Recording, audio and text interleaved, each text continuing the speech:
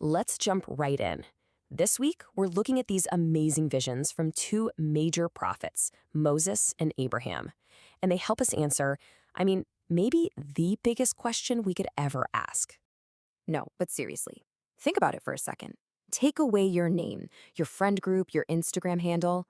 Who are you like really? Life is all about labels, isn't it? You're the athlete, the smart one, the artist, the gamer. Maybe you're known for your TikToks. We put so much energy into building these identities, just trying to figure out where we belong. But what if I told you that the most important, the truest part of who you are isn't even on that list? What if it's something that was true about you before you ever took your first breath? That is exactly what we're digging into this week, and it all starts with this mind-blowing vision Abraham had. Okay, so this is where things get super interesting. You know how the Bible kicks off with, in the beginning? Well, God basically gave Abraham a backstage pass, a look at what happened before the beginning. And here's the big idea. We didn't just show up out of nowhere. We actually lived before we came to Earth. We were spirits, living with God. Think about that. We knew Him. We knew each other. It was a real place with real relationships. The Lord shows Abraham this huge gathering of spirits, his kids. And listen to what He calls them, the noble and great ones. And here's the thing. That includes you. You were one of them. You were there. And then it gets super personal. God points out Abraham specifically, saying, "You're one of them. I chose you before you were even born." This wasn't some anonymous crowd. God knew them one by one. He knew Abraham, and He knew you. So the scriptures have a name for this pre-earth life, our first estate. It was a time when we got to learn and, most importantly, make a choice. And the very fact that you are here listening to this right now means you already passed a huge test. You chose God's plan. That's why you got to come to Earth. Now, this whole idea gets even more powerful when we look at what happened to Moses. So fast forward a bit. Moses, just like Abraham, has this incredible direct encounter with God, and it completely changes his perspective on everything, especially himself.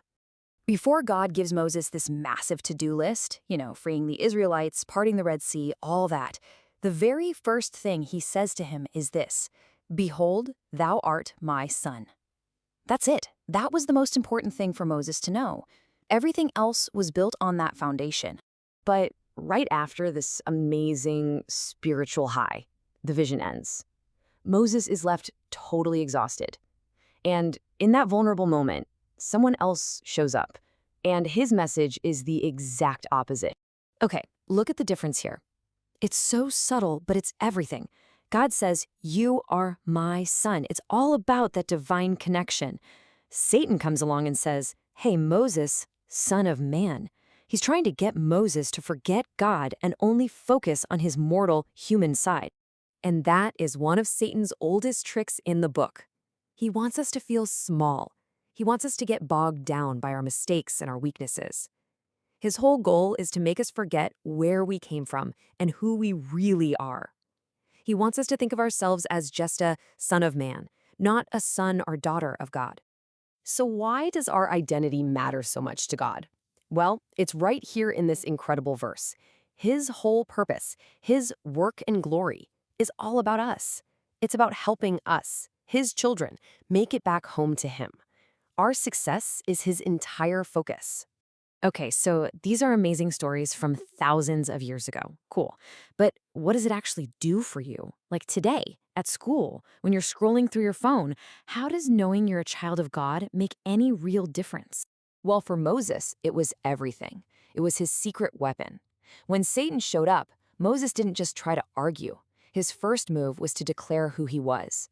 "Who are you? Because I know who I am. I am a son of God." That knowledge was like a force field. And what's so cool is that Moses gives us a literal playbook for how to do this. Step 1, he remembered who he was and said it out loud. "I am a son of God." Step 2, when things got really scary and he started to freak out, he prayed. He called on God and got strength. And step 3, he used the power of Jesus Christ's name. He commanded Satan to leave, in the name of the only begotten. This isn't just a history lesson. This is a pattern for you. For when you're facing temptation, when you're drowning in self-doubt, when the pressure feels like too much. This is your game plan. Remember who you are, call on God, and use the Savior's name. And this is exactly what President Nelson has been trying to tell us. He said that how we think about our true identity affects, well, pretty much every decision we make. It changes everything. The friends you hang out with, what you watch and listen to, how you treat people, how you treat yourself. So, you see, knowing you're a child of God isn't just some nice little phrase you hear in Sunday school. It's the truest thing about you. It's your connection to actual divine power. It's your potential. It's your anchor when life gets crazy. So let me leave you with this question. If you could really, truly see yourself the way God sees you, if you looked in the mirror and saw one of those noble and great ones, what would change for you? Today, what worries would just melt away? What would you finally have the courage to try? Hey, don't just take my word for any of this. The best way to know is to find out for yourself. So jump into Moses 1 and Abraham 3 this week. Ask God to show you who you are to him. You might be surprised by the answer. Thanks for digging into this with me.